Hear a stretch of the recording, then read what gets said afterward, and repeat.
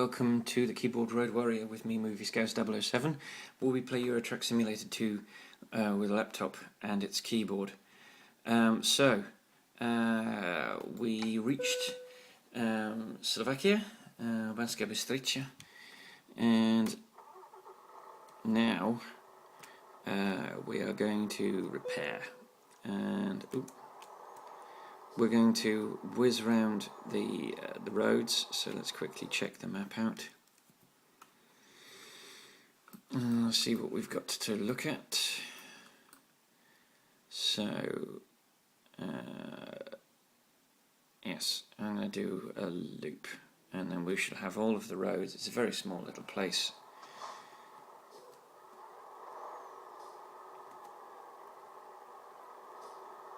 And it's very late, so there shouldn't be too much in the way of traffic.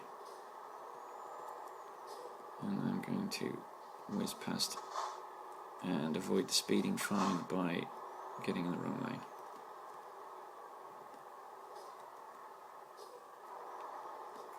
Do you know what? Stuff it. Oh, that was moving off anyway, so that's where we will pair, so that's fine. And it's a tiny little town, so yes, I don't think there is a discoverable in Banska Bystrica. Stuff it. I got away with it again. Yeah, there's no discoverables here. I've got away with the red light again. This is bonkers. So that's sad that there's no discoverable in Banska Bystrica, but we did discover this town, so that's good. I'm not going to risk it again. And we go. I didn't need to because we were so close to getting a green anyway. So there we are, that's on the right, that's where we're going in.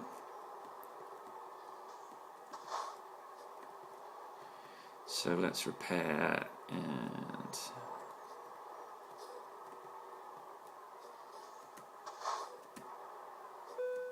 right, so shouldn't be too much. £659, and the wheels took the brunt of it. That's not surprising. Right, so we're going to do a sleep cycle, then we're going to pick up, I think,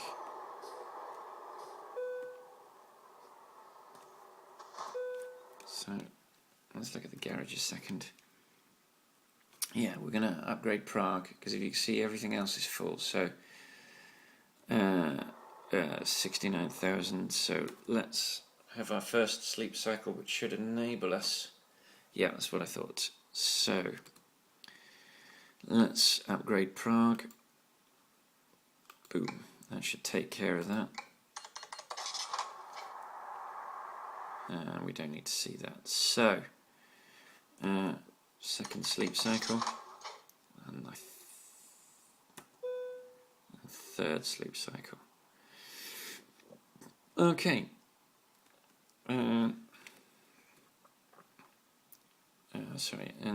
Let's get our truck. So Prague is going to get a Volvo. Boom.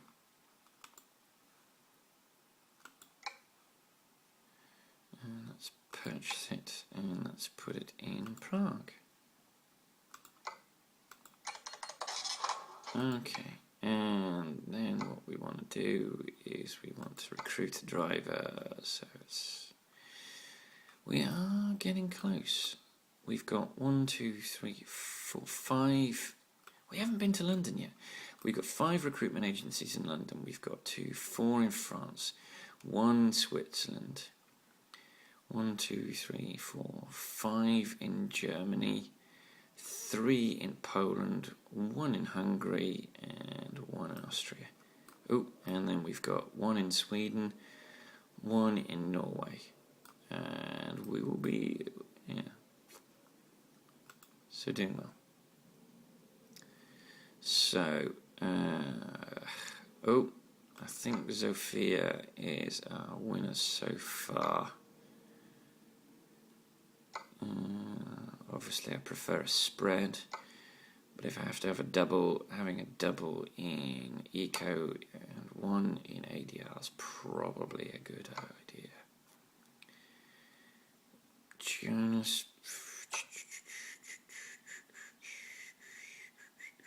This is probably the most boring part of all my videos for you, is for me picking a driver. That's a nice spread, but not in ADR. Elspeth is probably going to be a winner at some point. That's it. Yeah. Excuse me. Right, now we're going to hire. We're going to hire this person. We're going to put them in Czech Republic. Boom. Alright, 80 more thousand, and we need to start thinking. Right, so let's pick our next journey. Freight market. And let's remind ourselves we're in Banska Bystrica, Stockholm, Oslo, Sadachele, Sheffield, Rouen. We haven't been to Rouen. Aarhus we've been to, Luxembourg we've been to, but it is a capital. But it's a short journey. Frankfurt we've been to, Osnabrück we've been to, Düsseldorf we haven't been to, Hanover, Zurich, Debrecen, Budapest we've been to. That's it.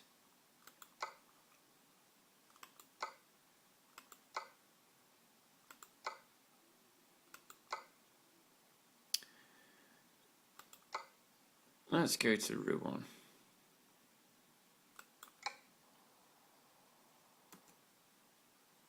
And yes, let's go to Rouen. Stay on mainland Europe.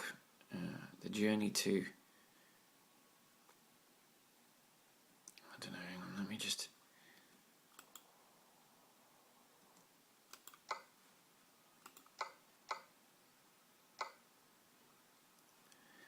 It's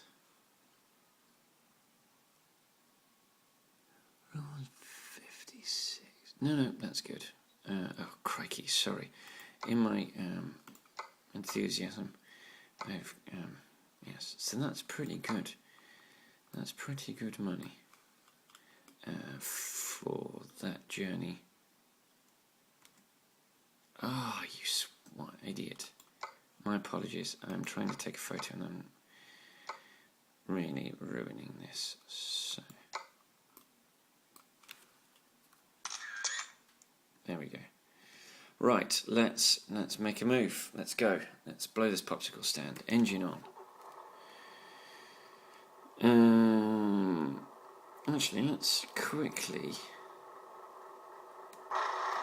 look at the front of my truck. There's not much in the way of lighting. I'm going to upgrade. I want some more lights.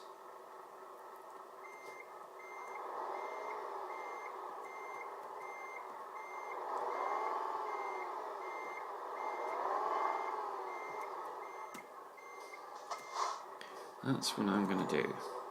I'm going to put some more lights on this puppy. So let's upgrade. Spend some of our cash. Right, so let's look at the bull bars. What have we got? That's ugly. That we can't add lights to.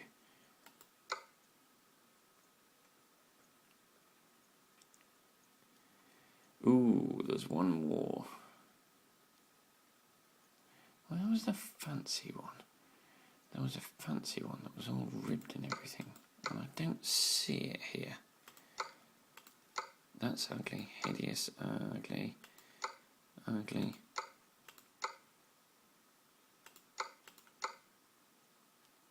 That wasn't too bad. Actually, while we're at it,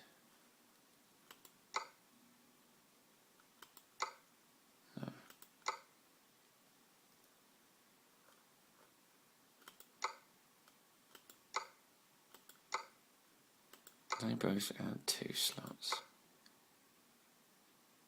Yeah, we're going to go with that one. Okay, so let's add some lights.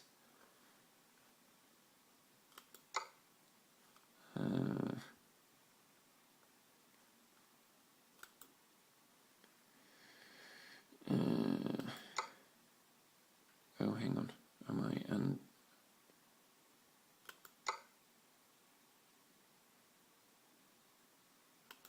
undoing what I've already done?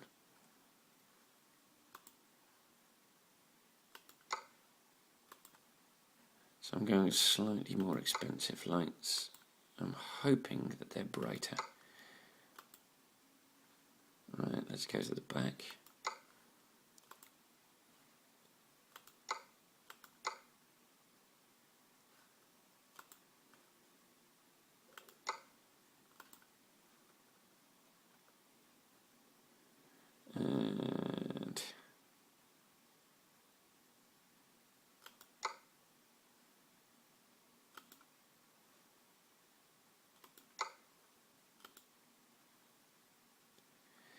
And then more brightness, more mega brightness. This is uglying up my truck somewhat, but illumination is key, right? So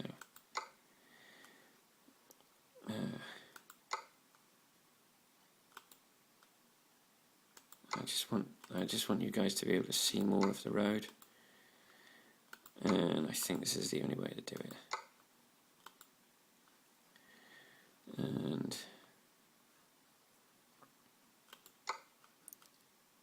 oops, sorry. Actually, do I prefer, hang on. Where's the, yes. Yeah, in which case I can get rid of these. 4 more of these. Boom. Yes, so let's see what that looks like. That's nice and bright. Okay, that should do it. I think that's 19th. That's a lot of money, but I wanted plenty of light. So let's see what that does.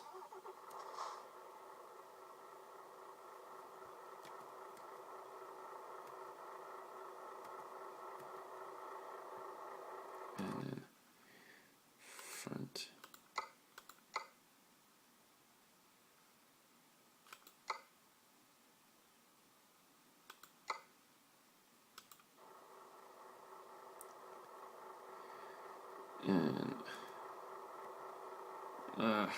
And it didn't make any difference. All that money didn't really make a great deal of difference. Right, let's go get our load.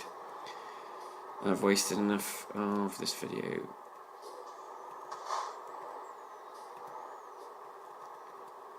Right, it's not too far. We're going to get a fine here.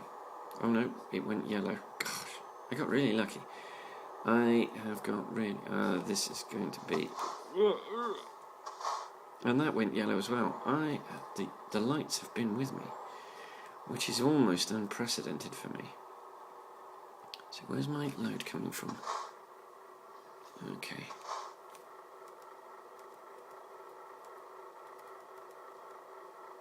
Yeah, it's coming from Stokes. It's not coming from this one.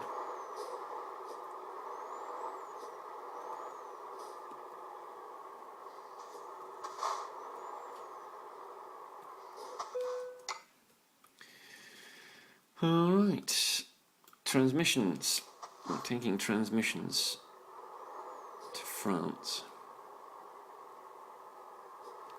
Ooh. Oh, that was so close.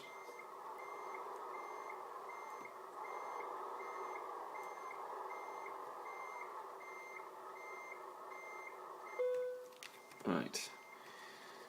So, let's get on with it. This feels quite heavy.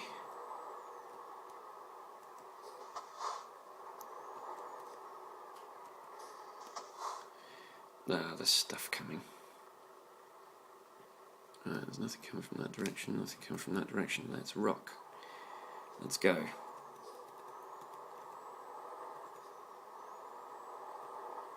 Alrighty. And we got a red light, so let's start observing those red lights.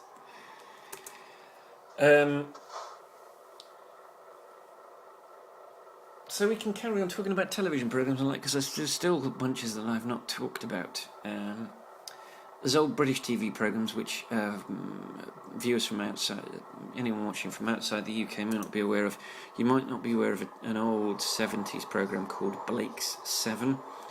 Blake's 7 is quite amusing. It was a very serious drama, but it was made with almost no budget whatsoever, and almost it shared with Doctor Who this kind of DNA of it was a very low budget science fiction drama made by the BBC, and all of the alien planets ended up looking like stone quarries, which is because pretty much all of them were filmed in this one bloody stone quarry. Now, that doesn't mean that the program's bad, it just means they didn't have much money. They were well written, they were intelligent, they were interesting, they just weren't very expensive to make. That's probably what kept them on the air for as long as they did. Now, it's quite funny, Blake's 7 is named after one of the characters that died quite early in the series, and I cannot understand for the life of me why it was called Blake's 7, but there it was called Blake's 7. It was amusing. It shared a lot of the actors with Doctor Who. You know, they would make an appearance in Doctor Who, and then they would go and make an appearance in Blake's 7. But, you know, as they were villains of the week, it didn't really matter. I've still got that ugly bloody speed sign, and I'm still going to have that ugly bloody speed sign, but there, you know.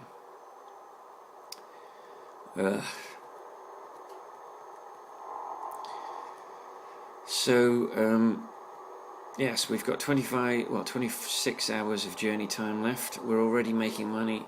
Just made £7,000. We're up to 34. Another 50, and we'll be able to stick a truck in our expanded Prague. And I think that will be Prague full. Yeah, I think Prague will then be full. So we'll then be looking to expand. I'll be looking to go to somewhere like Bratislava, which is the capital of Slovakia, or London, which is the capital of the UK. I'll be looking to go to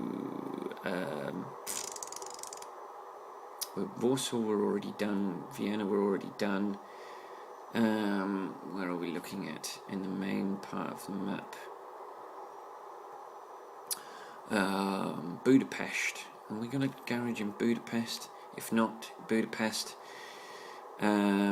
Luxembourg, because we don't have. That's a capital. It's a country, and the country's capital is also called Luxembourg. So we're looking at that. Then I think we will probably go to Oslo and Stockholm and Helsinki, and we'll go to theirs. But I want to get the vanilla and going east part of the games with the capital first. Also, I want to go to Stuttgart and Munich and Turin, so that we can get those Mercedes, MAN and Iveco garages in. Then we will go to Sodottere. Oh, I can't pronounce it. I really need to learn how to bloody pronounce it. We'll go to the garage. We'll go to the garage cities for the headquarter cities for Volvo and for Scania, which is. Of course, I'm speeding. It's because I'm in a hurry. I'm in a tearing great hurry. So anyway, yeah, Blake 7 was fascinating. I've already briefly mentioned the Tomorrow People. It was a British series in the late 70s, early 80s. It's become an American TV series, which is a bit pants, and we watched the first 2 episodes and we kind of lost interest. I love a TV series. I love legal dramas, so I love The Good Wife, which is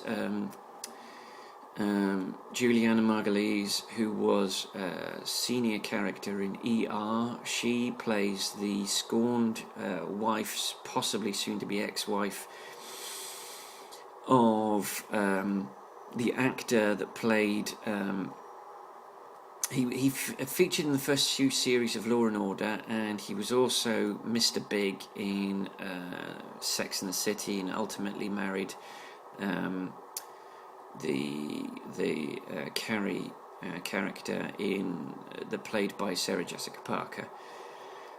He plays the husband, who is also the state's attorney. It's set in a law office called Lockhart Gardner, and it's their machinations. It features a fantastic performance by an English actress called Archie Punjabi, who plays a character called Kalinda. She's brilliant. She's probably one of the main reasons I watch the programme, because she's such an incredibly devious and fascinating character to watch. Kalinda she's an investigator. The character is an investigator, but she's got such a devious past. There's stuff I could tell you that would spoil the program for you, so I'm not going to bother. But Gardner is a man in his early 40s, late 30s, early 40s, and Diane Lockhart. I can't remember Gardner. Whoa! I don't want to do that. We've been on such a good run. Diane Lockhart is the other named partner, and then they've got some other not named partners, but senior partners, played by one of them's played by Alan Cummins, a fantastic actor who. Oh gosh, how the heck did I manage to avoid colliding there? I've got a right turn coming up, so I'm actually going to slow down. It's in my interest to slow down. Okay, so now we're in the direction of Brno, but we're not going to Brno because we've already been to Brno. But we are going to take this right turn here, as if we were heading to Brno.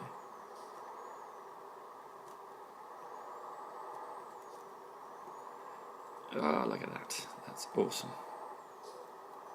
Oh, hello. Yes. I like the character played by Juliana Margulies, Alicia Florrick. She's quite good. And obviously, her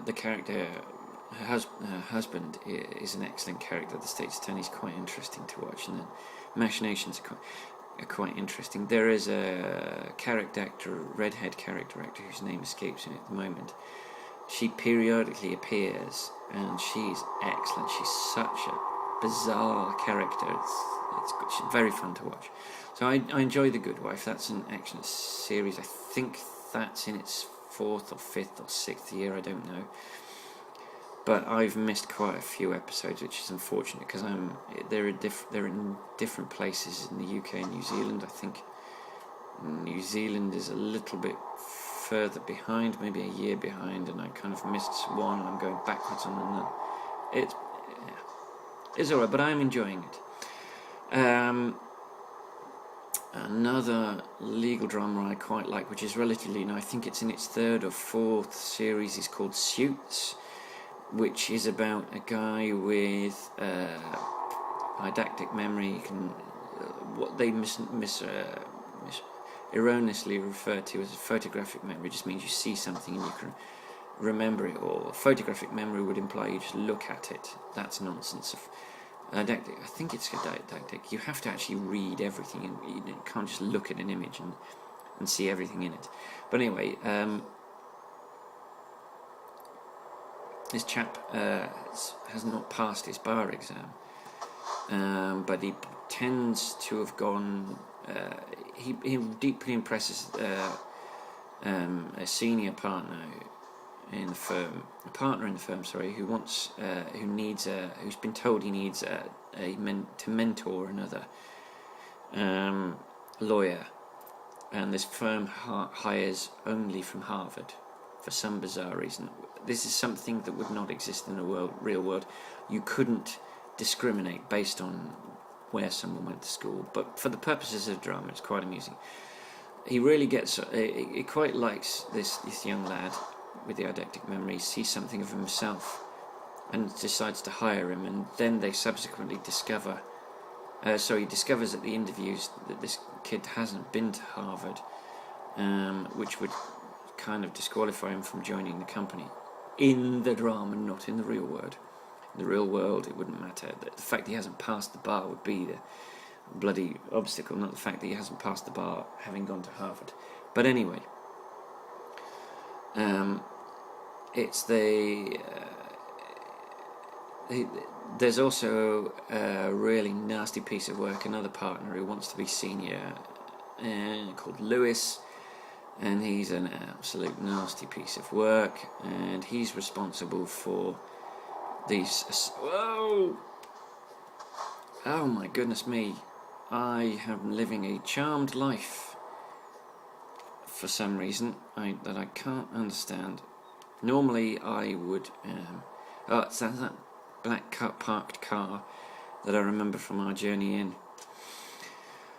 Oh, we are rolling in the cash, £46,000, and we are on our way. And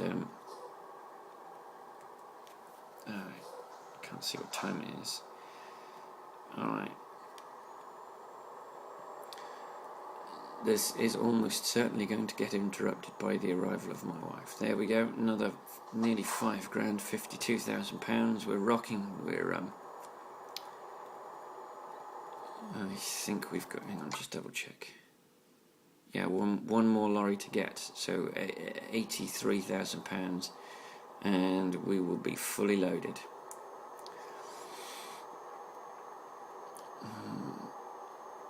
And then our goal is to get a garage, to purchase our next garage. So we're getting there, and we're rolling in the cash.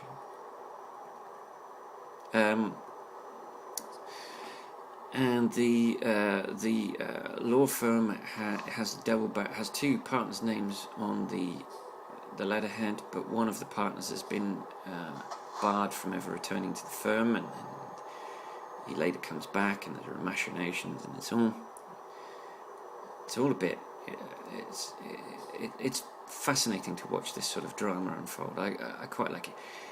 It's the sort of the combination of the cases that they try and the lengths that they go to disguise the fact that this young lad hasn't passed the bar and didn't go to Harvard. And also there's a subplot. He is in love with with the paralegal, who is so good at her job that she's actually got an office of her own, and people fight over her time, when she actually wants to be a lawyer, but she struggles to pass the bar. That suits an excellent program. Love that. I like a bit of spy drama, and Burn Notice. I love Burn Notice is an excellent. That's on its 6th series. It's a character called Michael Weston, who was a CIA agent who's been burnt, as in the agency have disavowed him and his and so he's now outside the agency. He's stuck in the city that he was dumped in. He's dumped in Miami. His ex-girlfriend from a job where he was when he was based in Northern Ireland. She's a former member of the IRA, the Irish Republican Army, which was a terrorist organisation, in the 60s, 70s, 80s and 90s, which is now mostly defunct.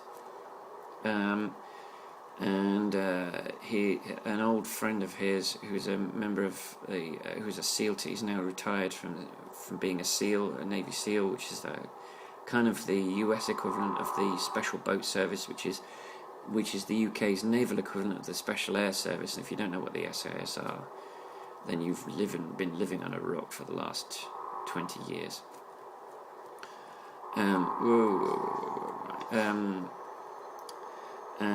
So he's back in Miami, which is where he grew up, and he's forced to interact periodically with his mum, who he doesn't get on with, and he has to take jobs helping people out in order to pay the bills, and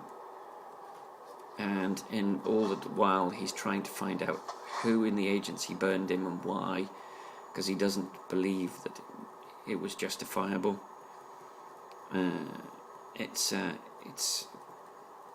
It's quite exciting, and I love the sort of they invoke a narrative. They invoke how much damage did I do? You're kidding me? No damage? Really? No damage from that? Okay, I'm not going to argue with that, but right, my driver has to rest in 6 hours. Hopefully that will coincide with me having to pause the camera, which I'm going to have to do in another 18 minutes of real time. So that's brilliant. I love that. That's fantastic. I'm trying to think what else. Are there any other spy dramas that I like? There are a lot of spy dramas. Were a big thing in the 80s because we still had the Berlin Wall and we still had Russia as an enemy. So there was a TV series based on a novel by a writer called Jean Le Carré.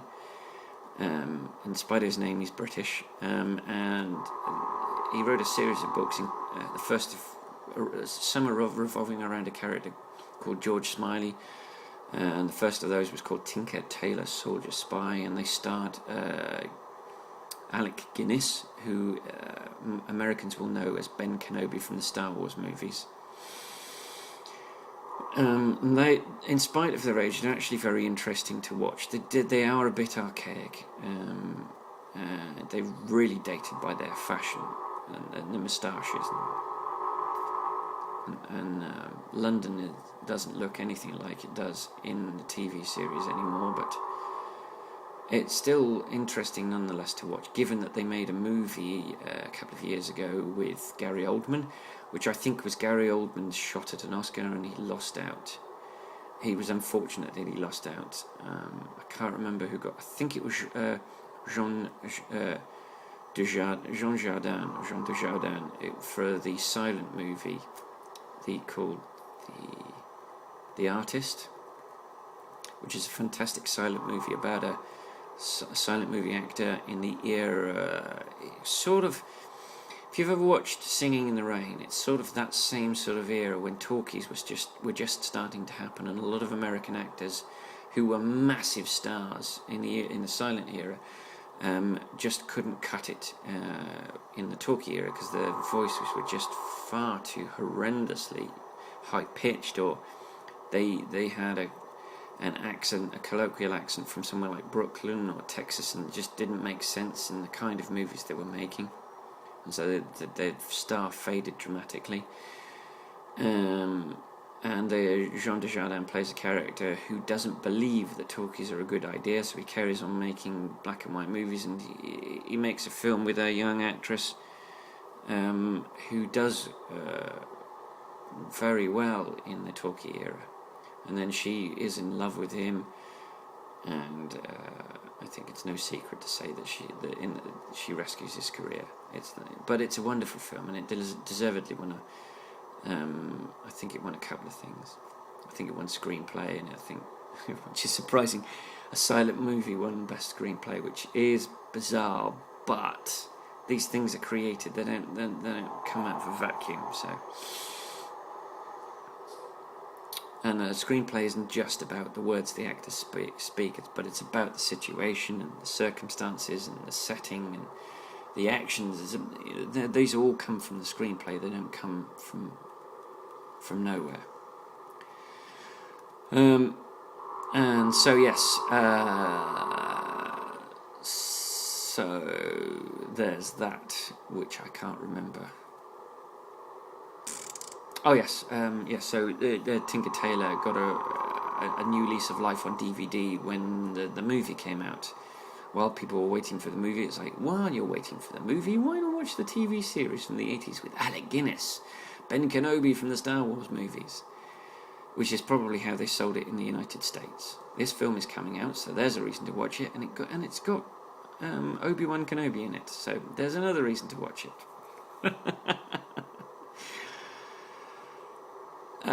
Actually, because of the film, I read the book. So there you go. Which was interesting. It's not the most interesting book I've ever read, and I wasn't inspired to watch to read the follow-up. But I possibly will. I might watch the TV series, and that might inspire me to read the follow-up book, which I think is Smiley's People.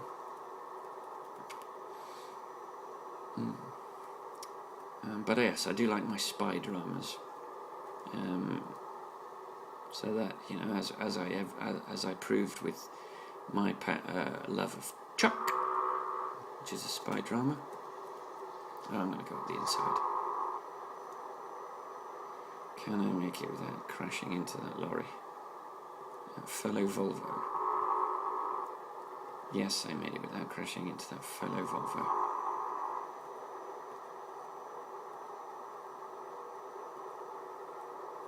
Still 5 hours until I need to take a rest break, which is good. What else? What else do I like that's been on TV or is on TV at the moment? There's not a great deal that's on at the moment. I am in New Zealand, where it's very difficult. A lot of the stuff's been gobbled up by Sky. I like some frivolous stuff, some sitcoms. I mentioned sitcoms earlier, and I couldn't think of anything off the top of my head. But there's a sitcom called Not Going Out, which is light and frothy. It's one of those things that sort of, it's light and frothy, takes your mind off stuff. I like that sort of thing. It stars a comedian called Lee Mack, who's created a character called Lee, obviously. It's got another stand-up as his best friend, and he shares a flat with his best friend's sister. His best friend's sister bought the flat. Now, in the first series, actually, the best friend, he was staying in the flat of his best friend's ex, who was played by an American actress, but she decided to go back to America. She appeared in a couple of series of another program I want to talk about, but I'll mention earlier, and then she went back to the US. But that's so the best friend. First, he fancied the best friend's ex, and then he fancies the best friend's in the current iteration. He fancies the best friend's sister. Now, the best friend has left the TV program. The actor is gone. The stand-up comedian is gone, and so they've replaced. They sort of bumped up the best friend's girlfriend to an ex-girlfriend.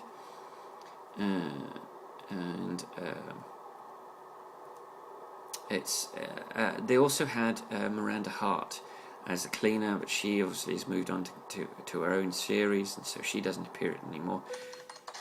They've increased speeding fine, of course. They've increased the visibility of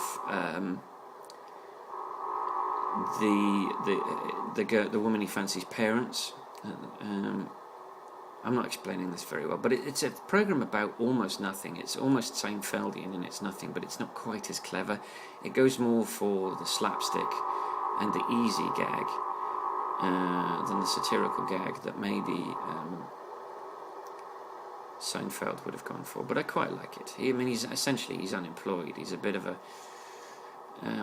He's a football fan. He's not a stand-up comedian like Seinfeld, so there's that. I like a couple of medical dramas. I liked House, which was quite nice, quite good, and I was quite proud of Hugh Laurie, British actor. And for like a year, nobody knew that he wasn't American, because hardly anybody watches a bit of Fry and Laurie, or films like Blackadder, because he was in a couple of series of Blackadder, and films like Peter's Friends, and oh god, what was the dreadful thing he was in? Oh, there's another loan instalment going out. He was in a dreadful thing about a couple having a baby, and the husband using the baby as a TV reality show, which ultimately causes the demise of the relationship. It was bloody awful, it really was. Just sort of another spy drama I really like. It's called Spooks in the UK, but in America it's called MI5. And I really liked it. They kept losing the lead actor in it. They started off with Matthew McFadden, then he left after 2 series, and then they got Robert Penry Jones, and then he left after another 4, and then they got Richard Armitage, and I think Richard Armitage closed out the series. Stopped now. Oh, that was massively entertaining. I loved it. I really did. It was British drama with high production values. The United Kingdom and the world permanently on the edge of peril. And in fact, the programme that, if you remember not going out, I was talking about a second ago with Lee Mack. In the first series, the girl that owned the flat was an American. She actually moved on to Spooks. And then, bizarrely enough, she was in a series of House. House goes into a mental institution for a portion of a series, and she plays one of the doctors in the mental institution. So there you go. My wife really liked a program called Once Upon a Time, which is still going. It riffs off fairy tales, and it's not my cup of tea, and I didn't really like it, but I liked it. I sat and watched it with the wife because she really likes it. But we missed quite a chunk of the end of the first series, and then we missed almost all of the second series, and she's kind of lost interest in it now. This will happen if we don't watch enough of something, she'll just stop watching it altogether. That's fair enough. Kind of running out of TV programs I like now. I'm trying to think. It's one of those things. I'll remember stuff, but I'll remember it when I'm recording this, or I'll remember after I've discussed the subject, and I don't really want to start the subject again. So this is why I'm doing 3 videos on TV programs, because there's a lot of them, and I'll remember stuff between videos that I like, so I can talk about them. And I did do a lot on Star Trek. Another speeding offence. I'm kind of over worrying about speeding offences. Right. I have got 3 hours, but I kind of need to start looking at... I've got 3 hours? Yeah, I've got 3 hours. I need to start thinking about finding somewhere to stop, because I need to upload the footage. Okay. And I'm pretty certain that this video I'm going to have to finish tomorrow, because I'm running out of time before the missus gets home. But that's okay. So...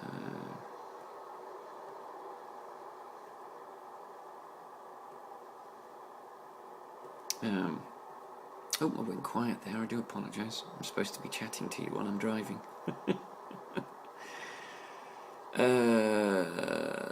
Yes.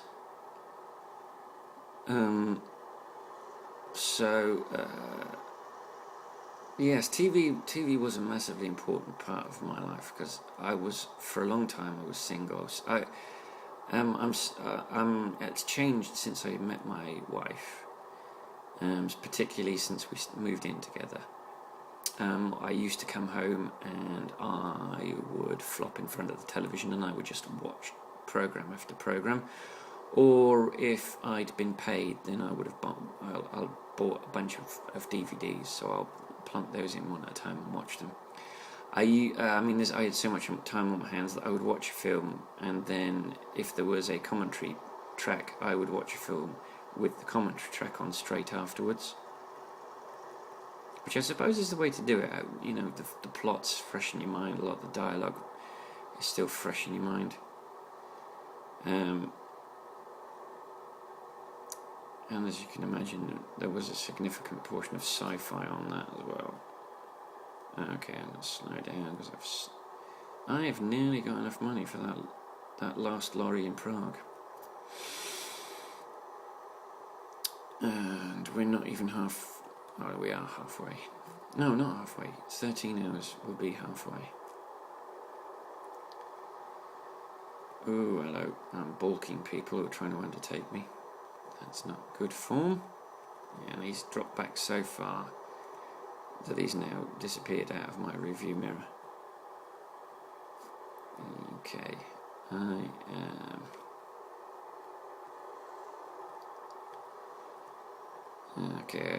am now going to be looking for the next rest stop because I am really running out of time. See how close we are. Oh God, we're miles. We are properly miles away. Okay, I am going to have to pull over in about 2 minutes.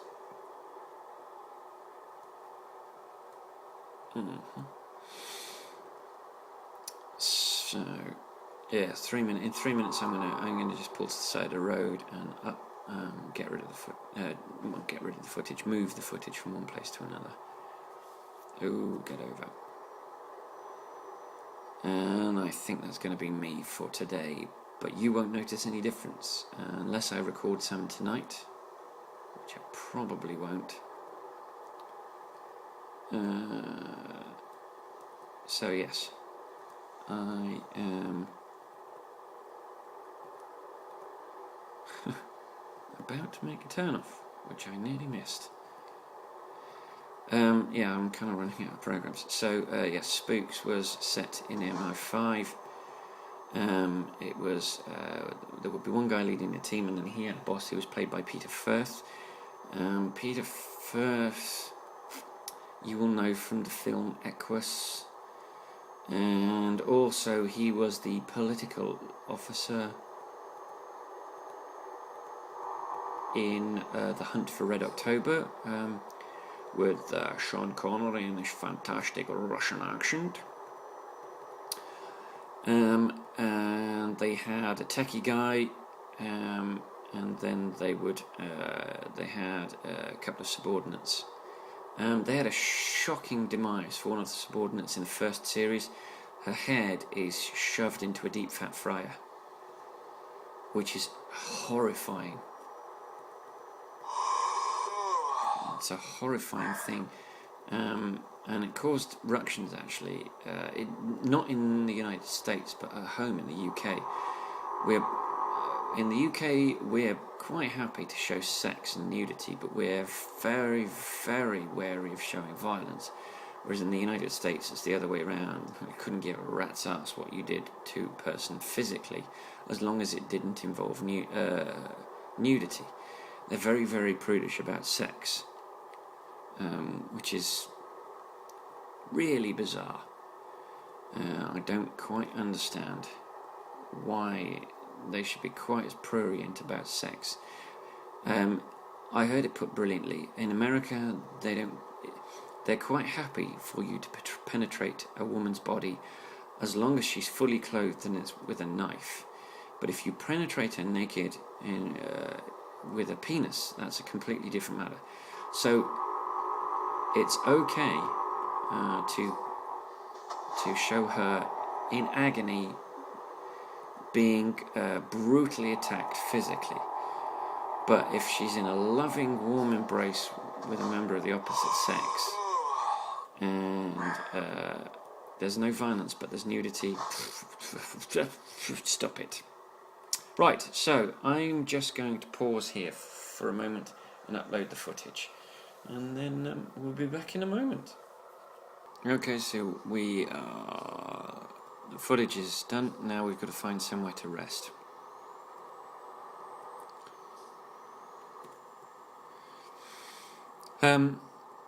So yes, that's a double standard that I can't wrap my head around. It seems to be completely the wrong way around.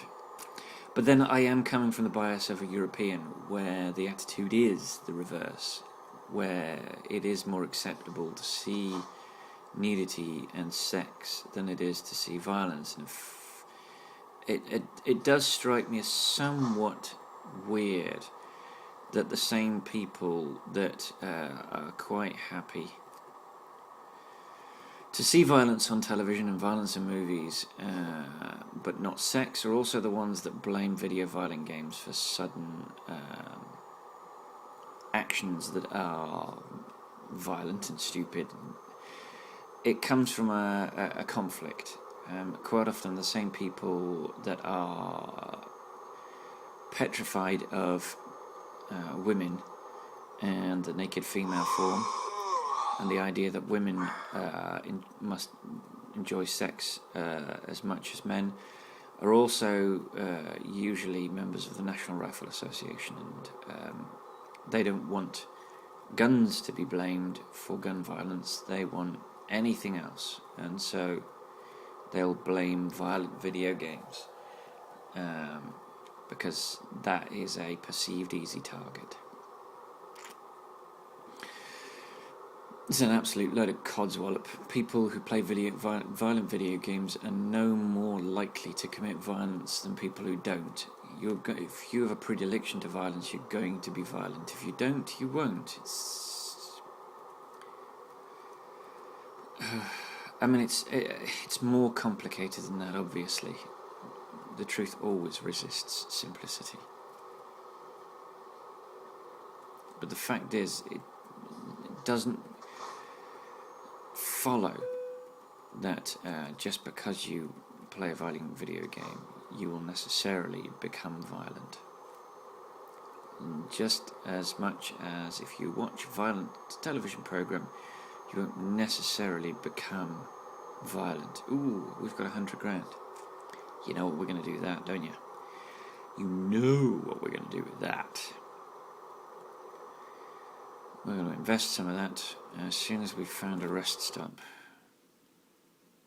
Oh, we're miles away from a rest stop. Okay. We're probably going to suffer a couple of fines, but there won't be a big impact. It'll be £120. It's going to happen, though. Yeah, we've got 9 minutes, so I don't think there's any way we can make that rest stop. Miracles have happened.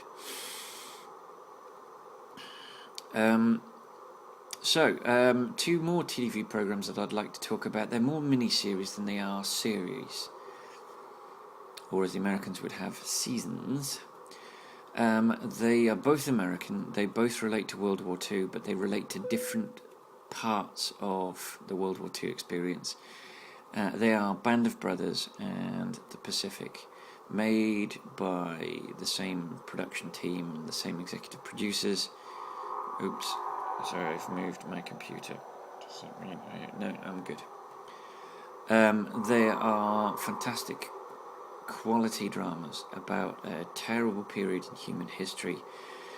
They are, obviously, because they've been made by Americans, told from the American point of view.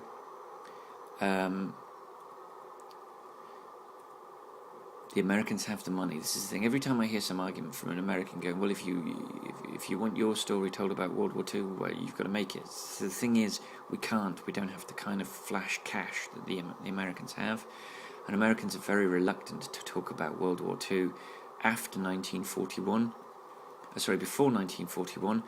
In fact, I would be willing to bet that almost every school student that you talk to that studied World War II at all during their history classes is completely unaware of anything that happened before 1941 other than the war started. This is because the war started in 1939. The Americans didn't join until 1941. They did this with World War I as well. You can sort of understand it. It's the other side of the planet. Well, it's halfway across the planet. It's perceived as not really their problem, but it becomes their problem. This is the thing. If Nazism has succeeded, if Hitler had succeeded, then post-war life for Americans would be very, very, very different. It wouldn't be this garden of roses that they inherited in the 50s, where everything became wonderful, where they had a fantastic job market and everyone had money. There wouldn't have been any money. The money and the resources they were loaning to the West would never have been repaid, because the West, as they knew it when they loaned it to them, wouldn't have existed. America got very rich as a result of World War II. Now, this is not to belittle the heroism and the lives that were lost and the sacrifices that were made by the United States of America, but it cannot be denied that America got very rich. In fact, did you know that the United Kingdom only paid its debt to the United States for World War II in 2007? So much money was owed as a direct result of the fact that the United Kingdom was spending all of its resources and all of its time, all of its energy fighting World War II on its own for 3 years, or 2.5 years. That we had to borrow so much money, we only finished paying it off in 2007.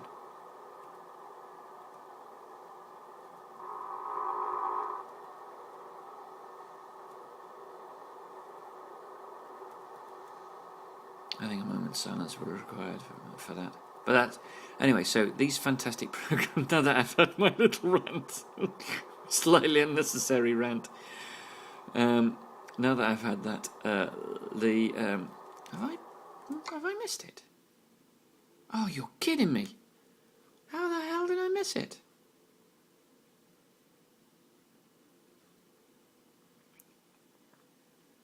Oh my God. How the hell did I miss that? Actually, I need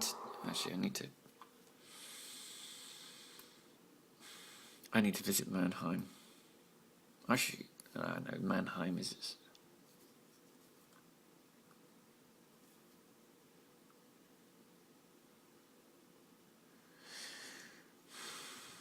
I need to visit Mannheim because I can't guarantee that can be reached from that.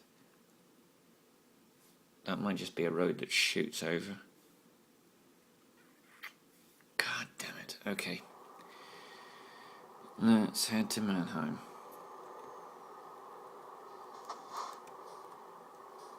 So I would have made it to that... how the hell did I miss it?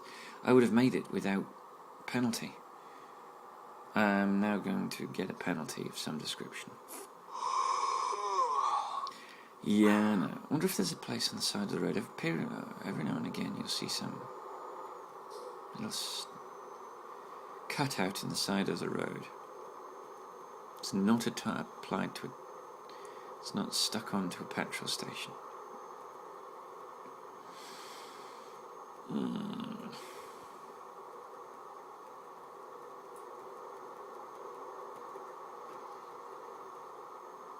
Well, with 10.5 hours to deliver, 34 hours available to do so, we're not going to need to sleep again. That's for sure.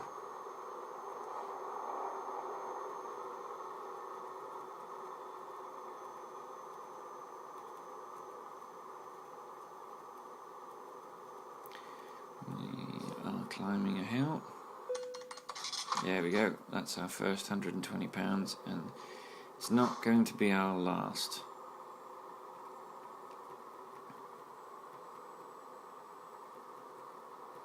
We are going to start facing blackouts as well. The game does that. It sort of blacks you out to simulate drowsiness and falling asleep. Oh, we got another £5 grand guys, we've got another 5 grand. We're up to 110,000.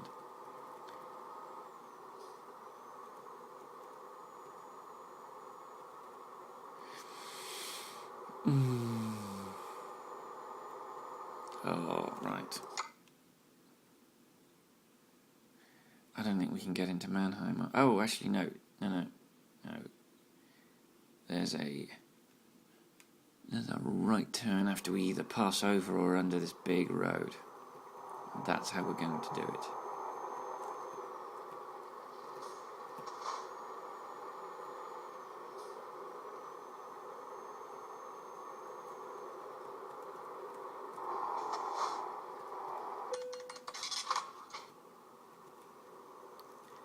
Yeah, not bothered about that.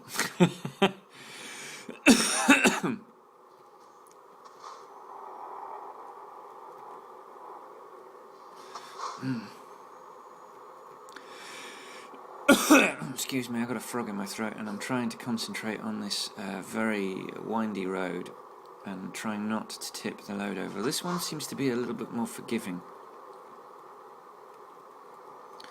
So we're alright. Okay, it looks like we're going over the road that we're going to join in a minute as we head to Mannheim. Yeah, no. There we go. So we're about to pass over the road we're going to join, and then we're almost immediately going to turn off it into Mannheim.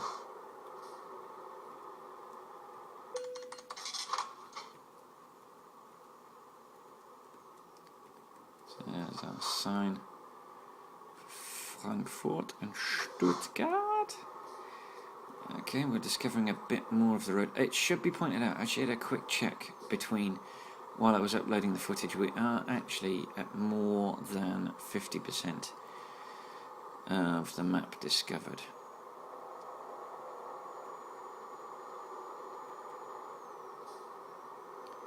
Which is good. We are obviously going to lose that when ProMods version 1.6 drops.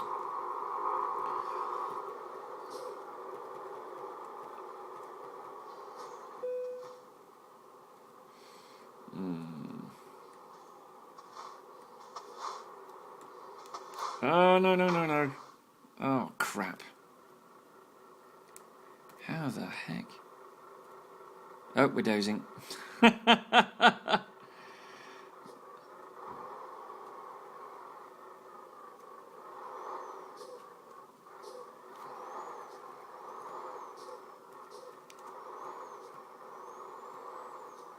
Going too fast. Right, now I think the next turn off is ours. That's the one that heads to Mannheim, so that's where we're headed next. Yeah, you can see the road is indicating, or you can see the blue road signs with the arrow to the right directing us to Mannheim. Not the GPS. The GPS is pissed at us because we're not following it. So there is that. Whoops. Yeah, I know I'm tired. I'm trying to get to a rest spot. I really am.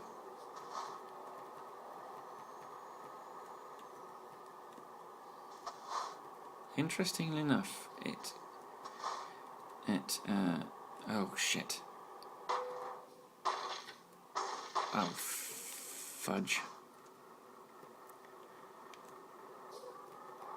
How the hell? So this, ladies and gentlemen, is why you get to your rest stops. Because this is the blanking out I'm talking about. This is the dozing. So we're going to have to be really careful.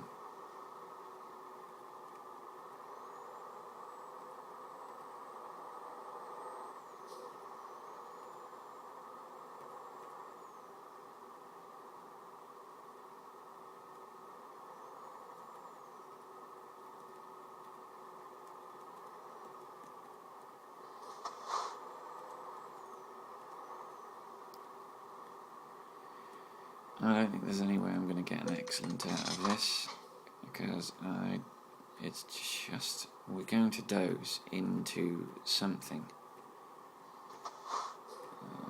We've got a rest stop there.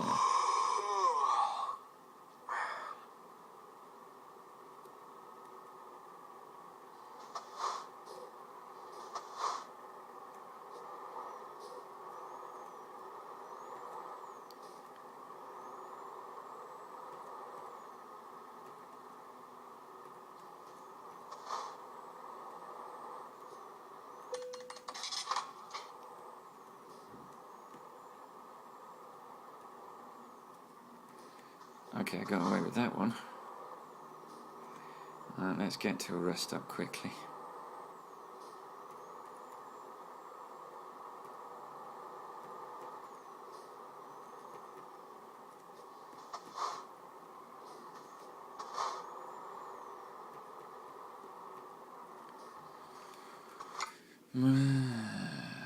Where's the rest stop? Okay. Just straight ahead.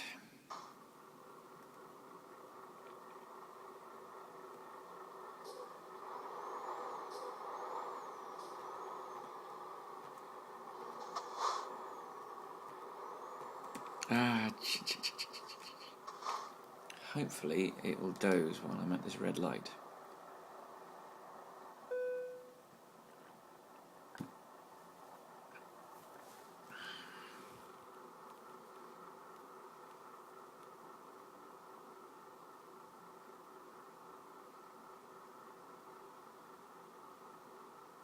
Yay. Right, let's go. We're going to drop the load on the road so that we don't have to reverse it in out of the rest stop, because that'd be a bloody nightmare.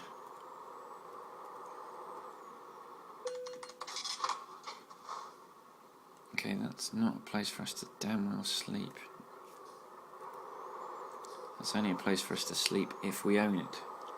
Curses.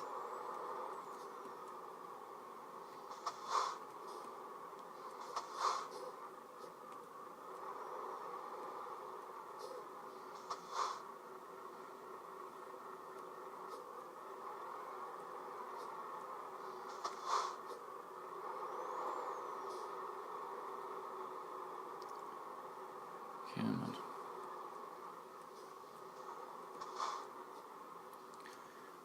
Oh, there we go, dozing again.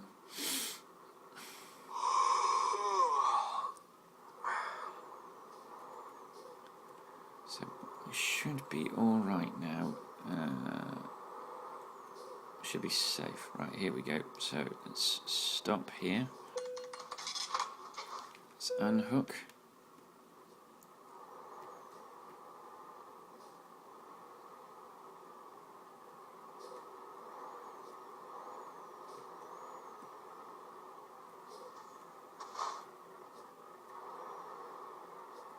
What?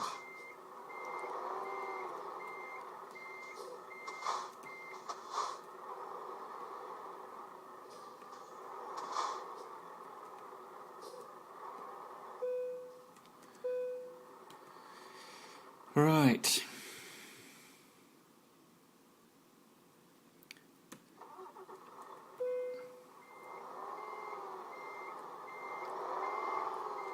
So let's go and pick up our load, which is wonderfully still sitting there.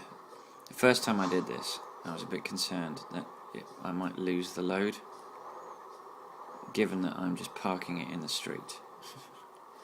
But no, it stayed there.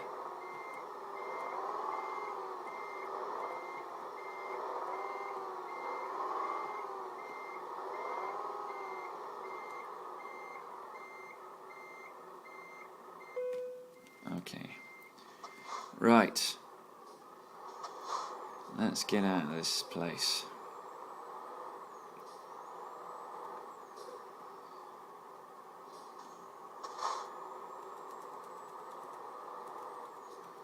So we're heading out of Mannheim. We've actually driven every part of Mannheim. Oh, actually, while we're at a red light, guess what we're going to do? Let's check out our garages. Prague needs a truck. Let's get Prague a truck. Volvo, obviously, because, you know, reasons. Sleeper, which we'll customize to get rid of the unnecessarily large engine at this stage of the game. And let's purchase, and let's put it in Prague there. Okay. And let's recruit, baby, let's recruit. So, we are now at the stage where I am running out of skillful drivers. Let's take Pavel. He's got long distance and he's got eco, and that sounds good to me. In you go, Pavel. We've also got still got 100 grand, so let's. Oops, sorry, moved it again. Oh no, we're totally upgraded. We are totally upgraded. So we are now as full as we can be. We now need to have 144k to buy our next garage. So that's going to be our next task, is to select a destination that that is a capital or is the home city for one of the truck manufacturers that's in the whose city is in the vanilla game.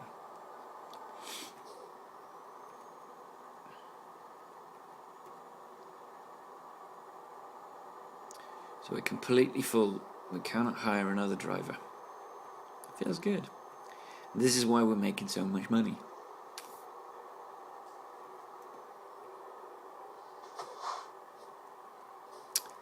This is actually going to take us past a truck dealership or a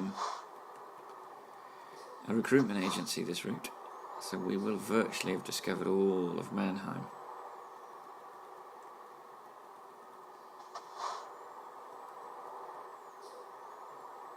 I think there's one tiny little section, or maybe two sections of road that we won't have been on.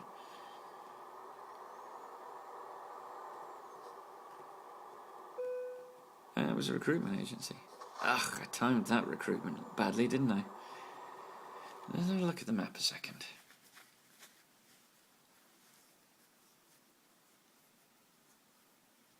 Yeah, no, stuff this. I'm going to come back to Mannheim. Mannheim is not our destination.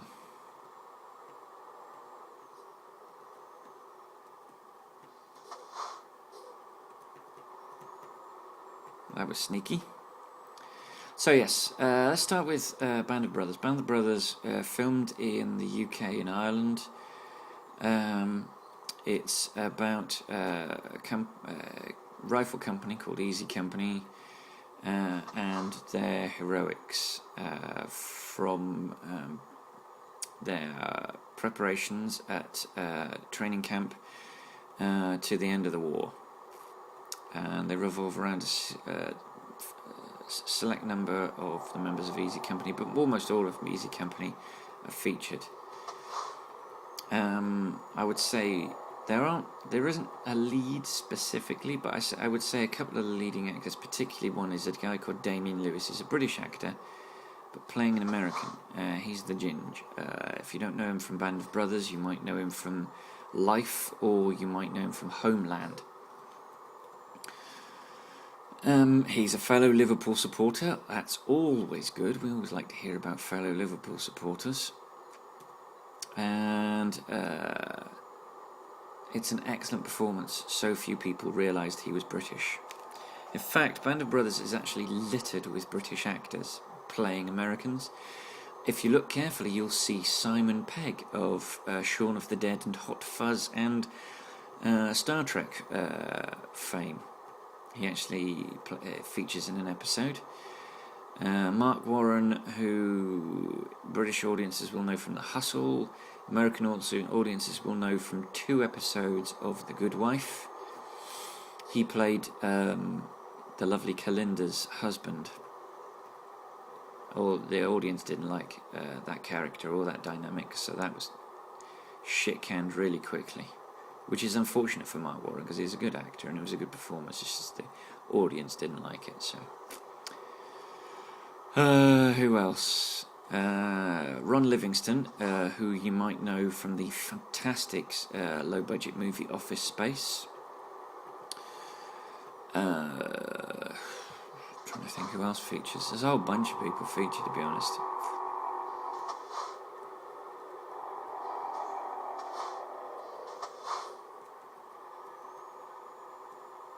I can't remember the actor that plays Gunneria or Garnier, but he's a pretty cracking actor. And yes, it follows them all the way up the beaches at Normandy. It follows them all the way to Bastogne, where they were surrounded by the Germans in the forests in Belgium. And it follows them all the way up to the Eagle's Nest, which was Hitler's hilltop bunker and house. Not Berchtesgaden, which was his home, but Eagle's Nest. Okay, I was going to overtake this logging truck, but I'm not going to do that. Until now. As he's travelling too damn slow for me.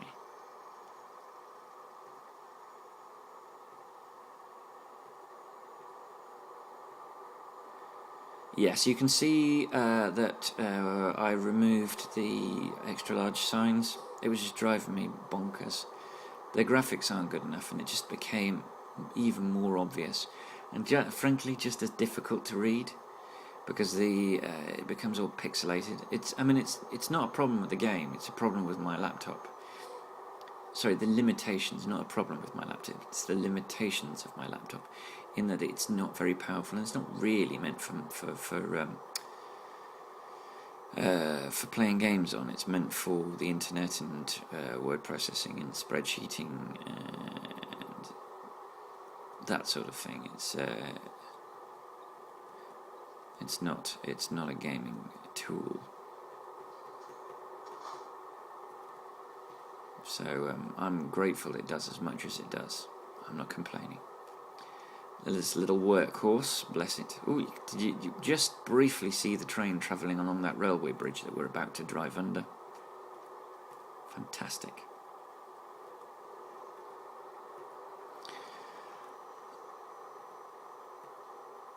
It's very interesting, actually. I think about you think about the logistics of making this game. You realise actually that we're driving down a corridor that's been created, but we can't see very far because they've deliberately made it a corridor to limit the amount of information that the computer has to draw. But we don't notice. You don't notice. It seems like the whole world is there for you to look at. It's fantastic. It's really clever. It's beautifully done, and I thoroughly enjoyed.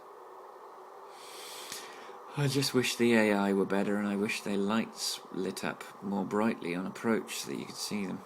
I've got some kind of... I had it working, but there's some kind of mod that's conflicting with it. It's not working anymore, which is a real shame, because it was an excellent mod. Ooh, I need petrol. And I've just noticed now that I've sailed past the petrol station. I don't need petrol. I've still probably got about half a tank. Oh gosh, I'm getting some real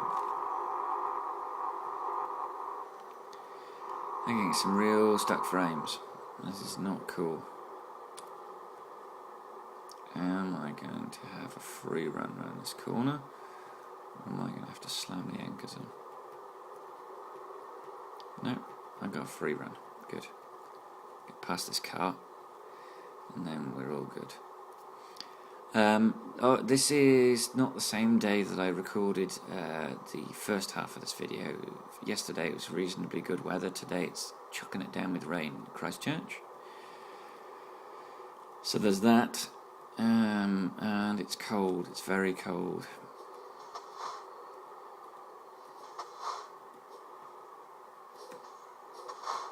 No, I don't think I can use that one. Yeah, that one's on the other side.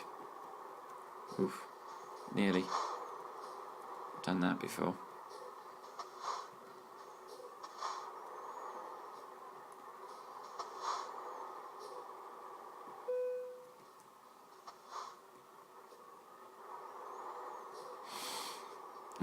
Yes, so that's it's a Band of Brothers is a cracking, well written. I think it's a 10-part drama. And it's beautifully shot. For an American drama, it's well written. They can't fudge the details because all the characters are based on real people, so they can't suddenly have someone surviving. They can't suddenly have someone not losing a leg. It's all based on a true story, real people, a real company. They've dramatised it, obviously, they've merged characters, they've created one or two incidents in order to explain stuff that happens over a larger period of time than they can portray in a film, a TV drama. But other than that, it's pretty much nailed on. This is what happened. And it's the same with the Pacific. The Pacific follows the US Marine Corps unit, 1st Infantry, US Marines. And it follows their journey through Guadalcanal via Melbourne in Australia to New Britain and a bunch of other places.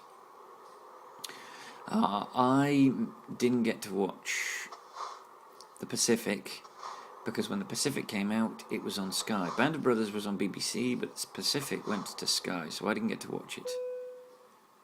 Yes, please. Oh, did you see the barrier stayed up?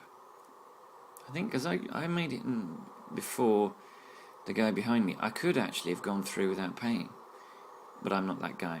I'm not that guy. So the Pacific follows a bunch of characters, most notably Bob Leckie and I think a character called Basil. Is it Basilone? One of them is a sergeant who, in the first battle, earns a Medal of Honor, and the other Leckie is an intellectual, a writer, who's a private, who has his issues. But it's beautifully written. It's wonderfully shot. That one was filmed in Australia.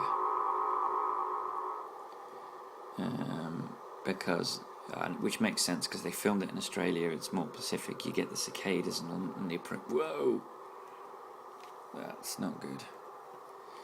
We are really getting away with it in this journey. Really getting away with it.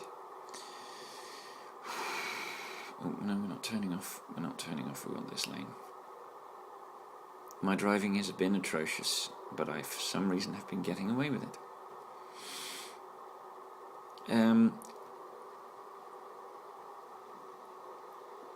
Where Band of Brothers featured a lot of cold environments, Europe in the winter, that sort of thing, the Pacific features a lot of tropical environments, and it's a whole different set of problems faced by the soldiers fighting. They're fighting constant rain, they're fighting being unable to get dry because it's either too hot or it's too wet. They're fighting sores and insect bites and leeches. The environment. They're fighting the environment every bit as much as the guys in European winters were fighting icy cold weather, an inability to get washed because it was too cold, hypothermia, pneumonia, all those sort of things. Which is probably would have got me if I had been forced to fight in that period. It wouldn't have been a bullet that would have got me. It would have been weather conditions. I would have keeled over, either from a Belgian frostbite or Pacific heat stroke.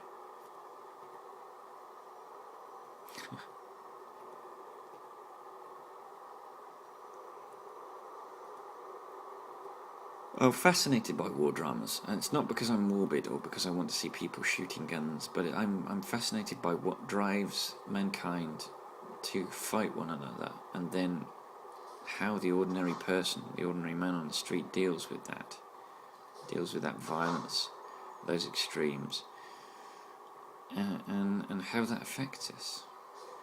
I think it's a measure of the importance of World War II that we still make video games about it, we still play video games about it, we still make TV programs about it and films about it, and that we still reference it all the time, and it has such an impact on our lives. we use the word Nazi to describe anyone that doesn't something we disagree with. For instance, at the moment, the Republican Party in the United States are constantly referring to Obama as a Nazi because he wants to introduce universal health care to Americans. The best thing to happen to Americans since FDR's New Deal, and the Republicans don't like it because they can't charge for it.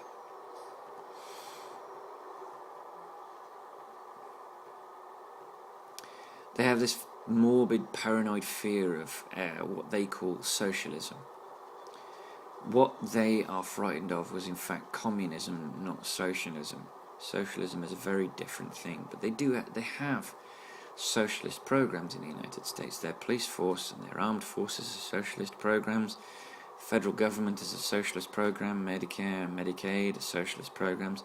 Nobody's thinking for a second about getting rid of those. The road building program that was introduced to help with the armed forces' ability to cross the United States by road was a socialist program, which the ordinary person benefited from. So any American that tells you that they do not use and will never use a socialist program is a lying idiot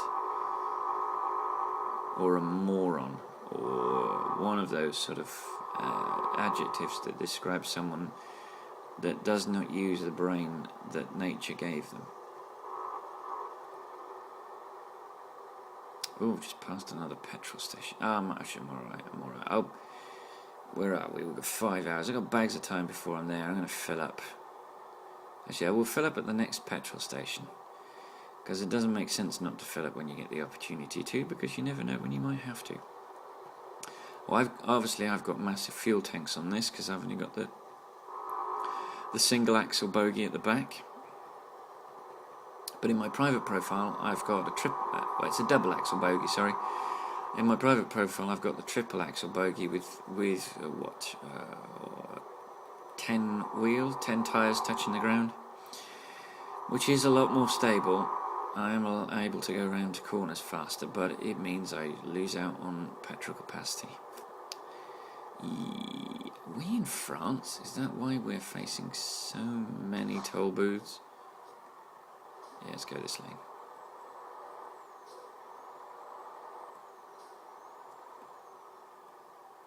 Of course we are. We're heading to Rouen. I've just remembered. It was over a day. It was almost a day ago. £24? That's okay. It was almost a day ago that I started this journey. So that's why I'm a bit... Whoa. Oh, crap. Oh, I got away with that. Big styly. Oh my god. I don't know whether it's because my reactions are getting... Oh, I turned my engine off. I don't know whether it's because my reactions are getting better or whether I'm just getting lucky in this particular journey.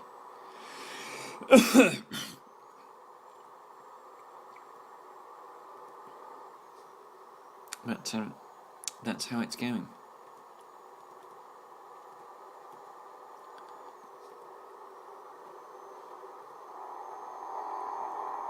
Well, see, I think I've run out of television programs to talk about now.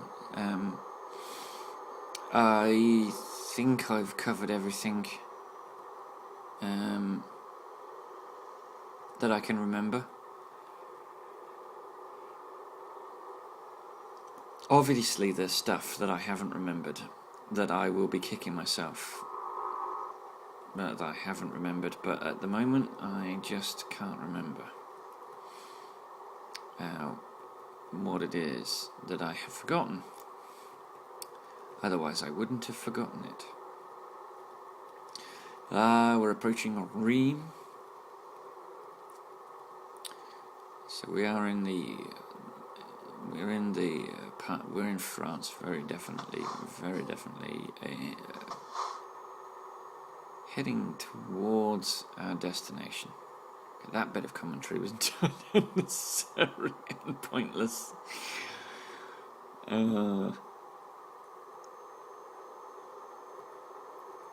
Goodness me, I am tired. I'm yawning, which is not a good sign.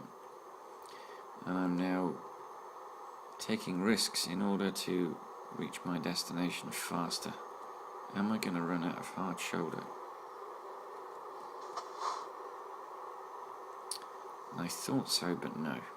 So I could have undertaken that track, but you know. I'm actually going to have to stop this. Whoa, whoa, whoa, whoa. What the hell are you pulling up for, sunshine? Why on earth were you pointlessly slowing down?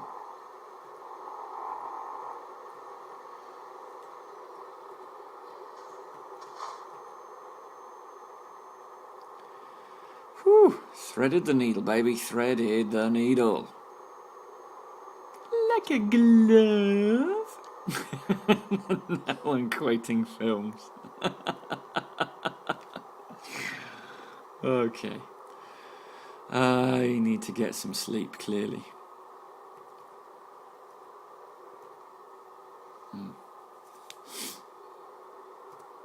I took my fingers off the directional buttons to rub my nose and then couldn't find the right button. So my fingers, let's choose a lane, let's pick a lane, let's pick that outside lane.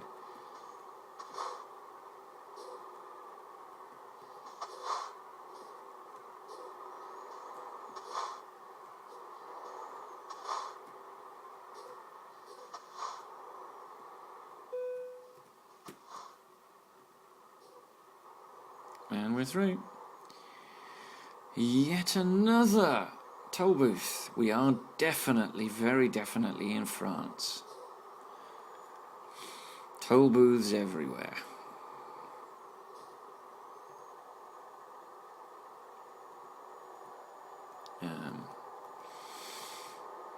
It's dark. It's very dark around here.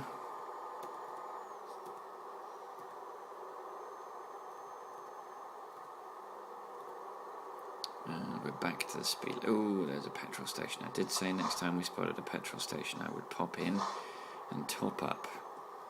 And I'm a man of my word.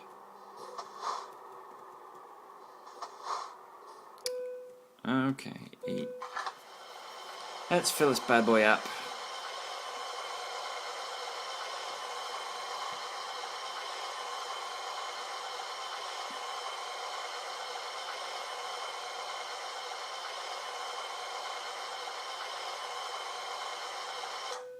£1,010, 877.08 litres, and that was with a spending of about £1.15 a litre. So that was quite a large amount of fuel dumped into my lorry there. I very much doubt that the game is sophisticated enough to calculate the extra weight from fuel into top speeds and the like. But it'd be nice if it was. Be a reason for you to moderate how much fuel you put in and get you to do it more frequently. But then I suppose you could say that the amount of time you save by having fuel, a small amount of fuel in, you lose by stopping. You could also say, though, that the amount of fuel you're carrying saves you fuel in the end if you're not adding a lot of unnecessary extra weight. I'm just rambling now, guys. I've run out of things to talk about.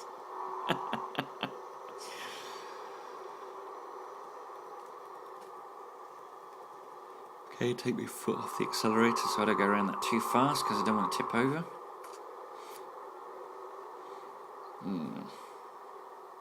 Oh, long for the day when I can drive this game with a wheel. I am so looking forward to that. What's this? Another toll booth, pray tell. Really? Are you kidding me?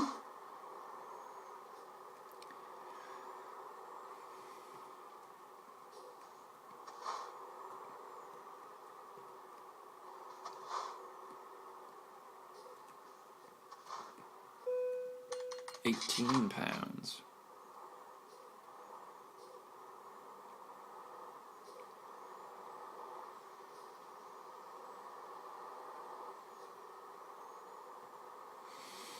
Okay.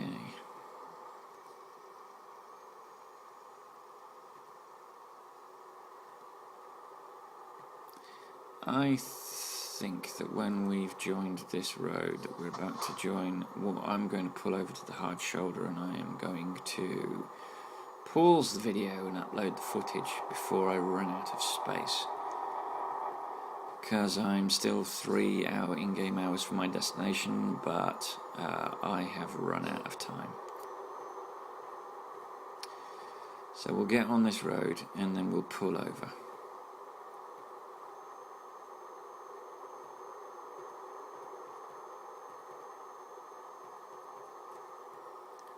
Alrighty.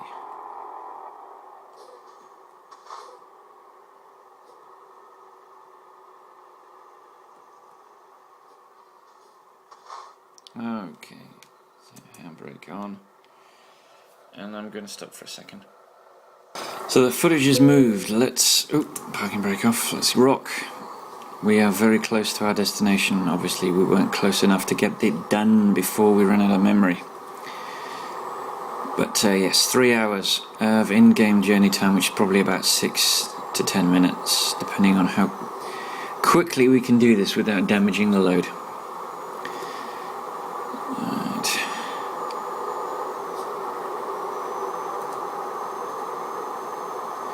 So there we are.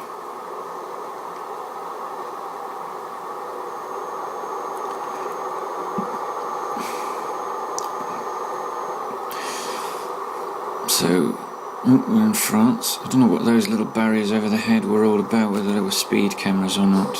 But if they were speed cameras, they wouldn't be getting me because I wasn't going nearly fast enough.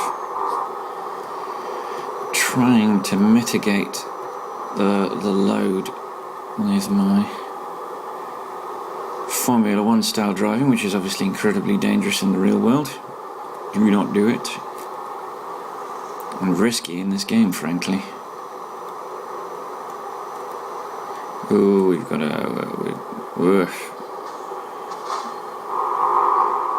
we've got an exit to make.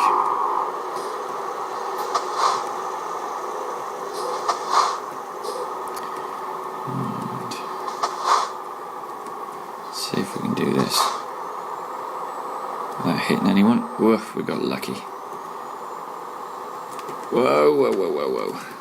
You scumbag.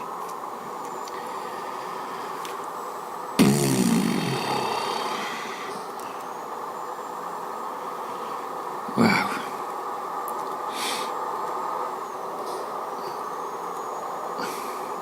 That was fortunate. Not that I believe in luck.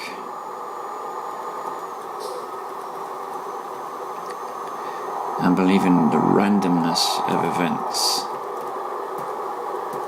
Although in a computer nothing can be truly random. It's one of the hardest things for a computer to do, is to create randomness. Things like dice rolls. Computers have great problems making dice rolls truly random.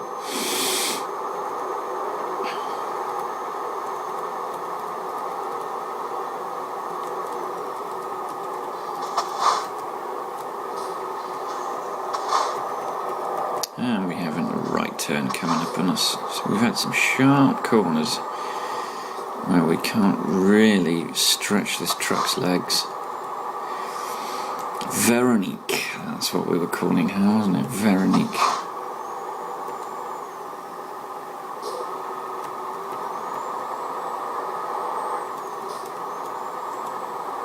I wonder if it's just because randomly my brain has been collecting some of the information, has actually started using it subconsciously.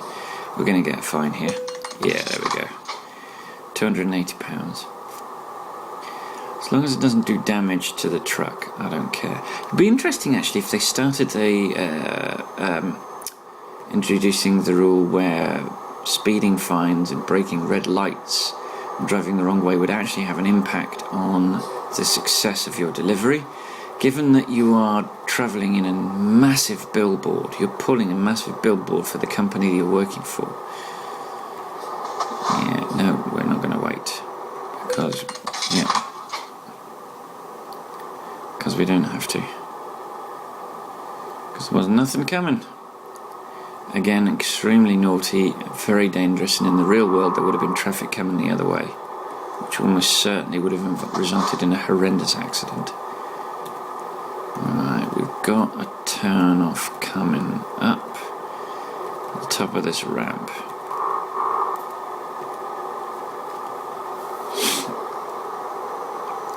And this is our turn off. So let's slow down, because I know this is going to be a narrow one. So we swing out a little bit just so that we've got a little bit of space for the load to follow. What you don't want to be is too close to the apex of a corner. Whoa, I thought that was going to go over. Right, let's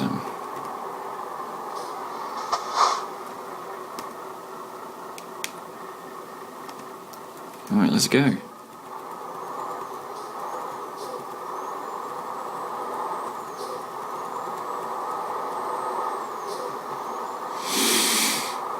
Perfect. Well, not quite perfect. In a real world we would have been in real trouble for getting very close to that tan looking car past us, but in game that was pretty good. We didn't clip anything, we didn't crash into anyone, and no one crashed into us. Oh, Katie, why couldn't you find a job, young lady?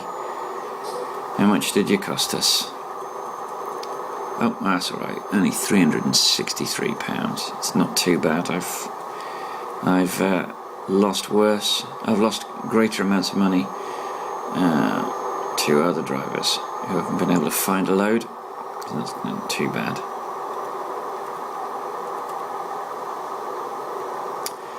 So you can see we've got £130.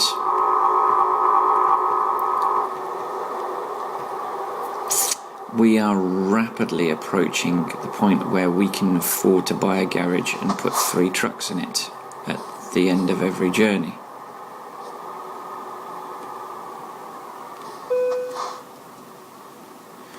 And that's what we're looking to be able to do, is to just go to a destination, snap up the garage and stick 3 lorries and recruit 3 drivers. And then ultimately we'll be able to afford to buy the lorry, snap up the 3 drivers, pay for the upgrade, snap up the extra 2 drivers and buy 5 lorries. That's where we're heading. That is our destination.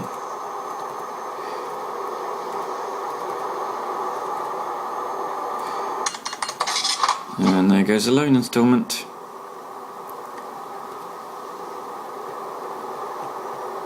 That's fine, we'll be getting that monkey off our back soon.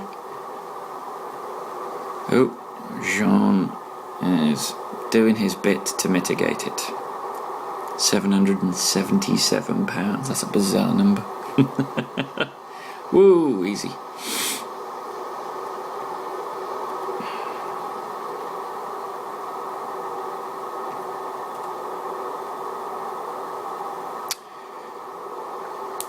So,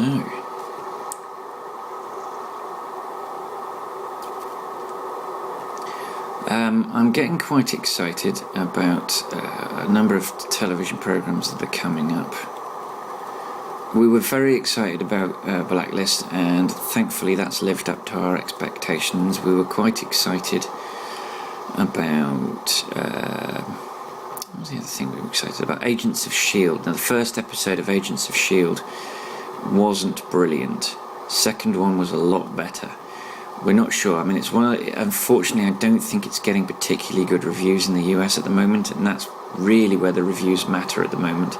Reviews and ratings matter in the US because they're the ones that pay for it, and that's where that program is made, and so it kind of matters that they like it in America, because if they don't, they stop making it, whether we like it in Europe or not, or Asia or Australia and New Zealand, wherever. We've got a turn off coming up here. So we're kind of hoping that Agents of S.H.I.E.L.D. picks itself up and starts to improve.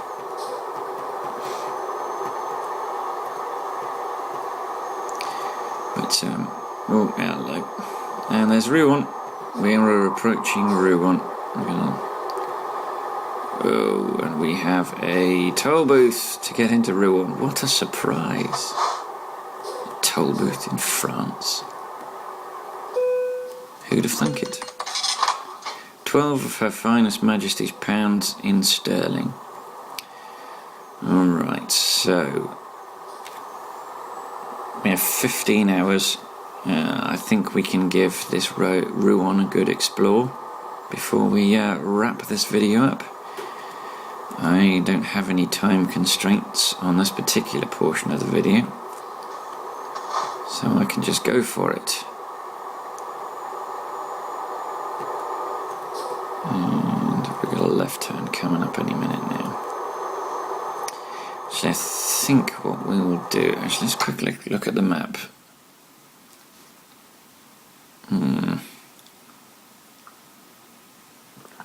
Yeah, we'll do a complete loop. We won't get this, unfortunately,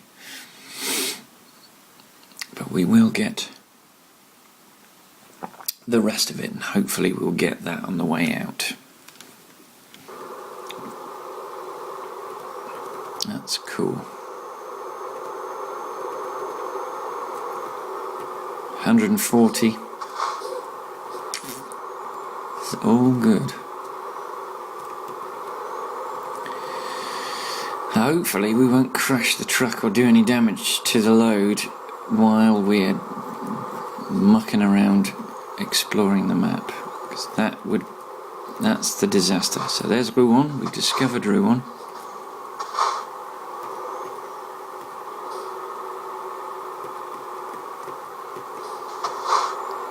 I'm going to go straight across.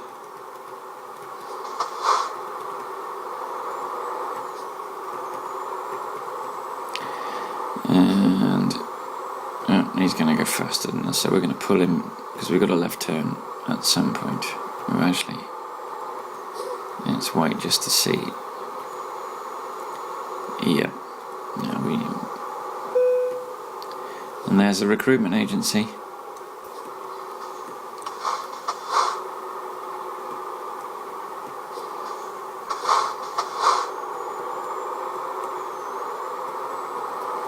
That was very risky. I could have copped it with my load there. I could have copped my load. Could have copped it.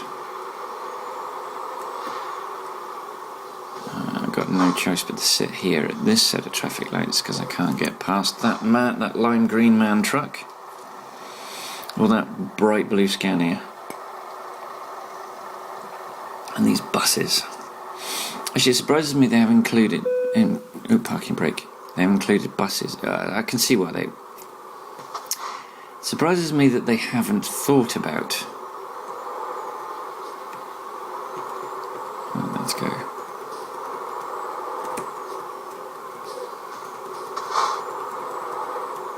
Including buses, because coaches are kind of like you're making a delivery from point A to point B, and so it would be very easy to incorporate buses as a way of.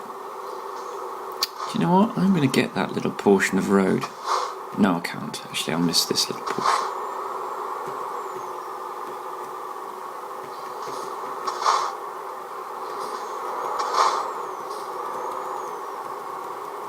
No, sorry, I am going to. And let's see.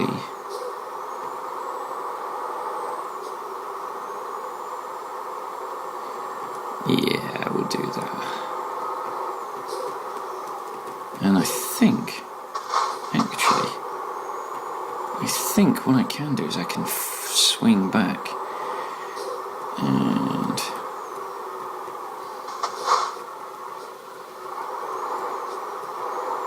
Oh.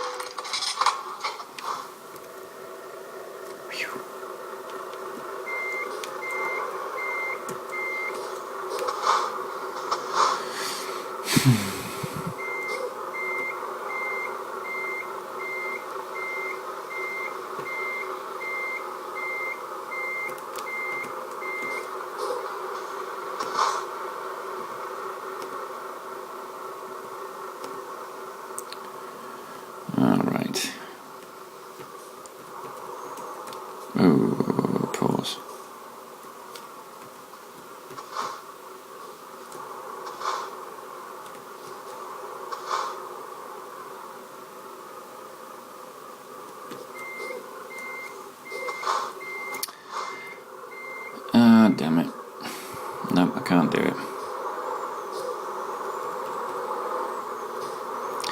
I thought I could do it. Oh, no, but I can't. I've done it wrong. I could have done it if I was a more skillful driver, but I can't because I'm not. I'm a crap driver, as has been demonstrated repeatedly on this game. I'm not that good. So this is becoming a bit tedious for you guys, I would imagine.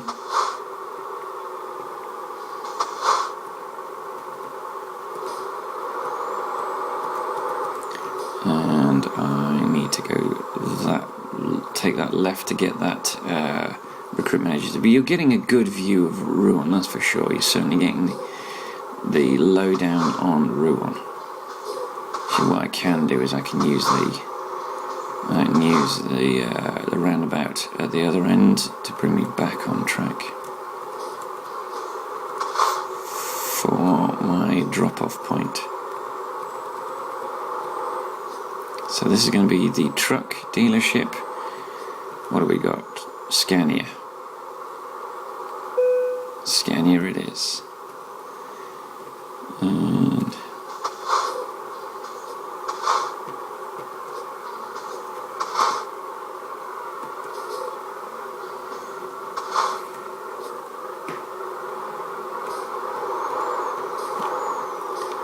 alrighty.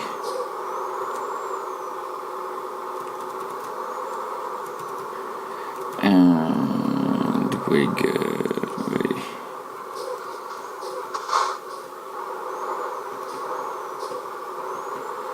Alrighty, and we're about to drop off our load. So that's that. This journey's taken an awful lot longer than I thought it would. An awful lot longer. I mean, it doesn't. I haven't helped by doing things like this, and also by having to go to Mannheim because I missed my flipping chance to park the truck.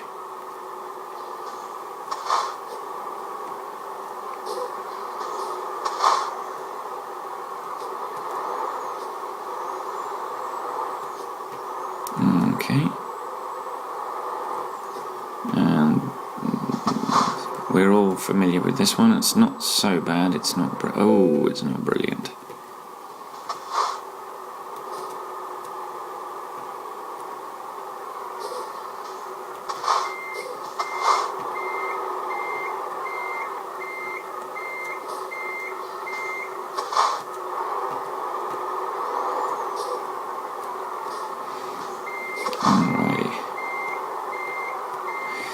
Let's see how badly I do this. Am I tying again? Wow, I done it. That was easy. Alright, parking brake off, out of reverse, engine off. Let's see how bad this really was. Excellent, excellent, excellent, excellent, excellent. So, driven distance 1,696 kilometers, time taken 32 hours and 43 minutes. Fuel consumed 628.7 litres. Base reward of £33,041 and 1,696 XP. Proficiency bonus for level 26 of £12,886. Long distance delivery bonus for skill rank 4 of £6,512 and 424 XP. An urgent delivery bonus for skill rank 4 of £3,907 and 339 XP. And a bonus for parking the trailer of 45 XP. So that gives us a total reward of £56,346 and 2,504 XP.